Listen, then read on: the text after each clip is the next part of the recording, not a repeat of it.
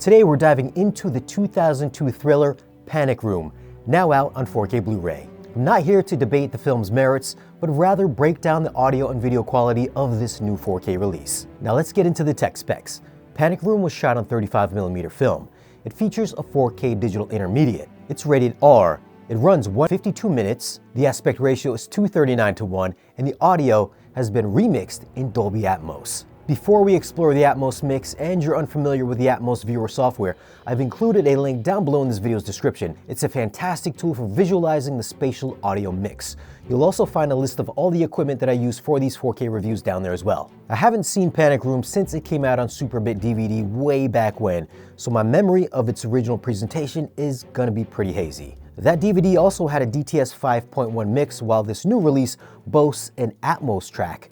Interestingly, David Fincher did not give 7 an Atmos upgrade, but Panic Room gets the treatment. Fingers crossed that Fight Club gets its due soon. This Atmos mix is in a static 7.1.2 configuration, so for those with more than 2 height channels, remember that the middle height speakers will share the same information. If you have 6 height speakers and want true discrete audio across all of them, you're going to have to adjust your speaker configuration and array them across all 6 channels or 4 channels if you've got 4. Across all 9 channels, activity is consistent even in quieter scenes. The height channels maintain a subtle ambiance. Now, while this mix isn't overloaded with discrete surround effects, it effectively uses surrounds for things like rain and the score. There are a couple of moments, like the footsteps on the 2nd floor and a scene with Kristen Stewart at the elevator, which you can hear in the back of the room, creating a very convincing sense of space. The bass response is solid with a noticeable kick during the explosion, and there's a subtle vibration in every Panic Room scene. Don't expect your subwoofer to get a full workout though. I was hoping for a transfer comparable to 7, especially since this is a newer film. Now, while 7's AI enhancements were controversial, I personally found them tasteful. Unfortunately, Panic Room appears to be an upscale from a 2K scan. It's not a terrible upscale, but it's not great either. The opening flyover shots of New York is noticeably blurry.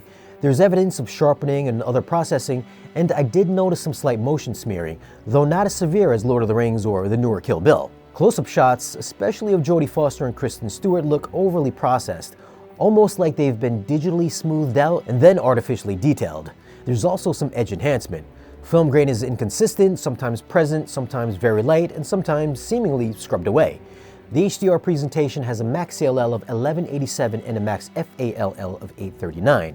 It's about as bright or dim as 7, so don't expect it to push your display's brightness. The film is dark. It's dominated by blacks and grays and everything in between. HDR doesn't seem to reveal a whole lot of shadow detail, and the highlights, while present, aren't particularly bright. Daytime scenes have good saturation, but overall the image has a somewhat flat look. Again, this might be an improvement over the DVD, so for all of you guys that own that SuperBit DVD, you guys are going to have to let me know. Overall, I am a bit underwhelmed by this transfer. It has its moments of clean detail, but also has some very noticeable processing. I'm sure it's definitely better than the DVD, but I was hoping for more from Sony. I'm going to meet halfway and go with a 5 for video. The audio, on the other hand, is a solid effort. The Atmos mix is immersive, relying on ambiance, and it has decent bass. It effectively follows the on-screen action, so I'm gonna go and give the audio a 7.5. Well, what are your thoughts on this new 4K transfer of Panic Room? Have you seen it, and did you compare it to the SuperBit DVD? Leave your comment down below and let me know. Now, if you want to grab this copy of Panic Room on 4K, I've included some links down below in this video's description. As always, guys, thanks for watching. If you want, you can follow us on social media, and if you want to support the channel and get exclusive content or great discounts on audio and video gear, then stop by our Patreon page.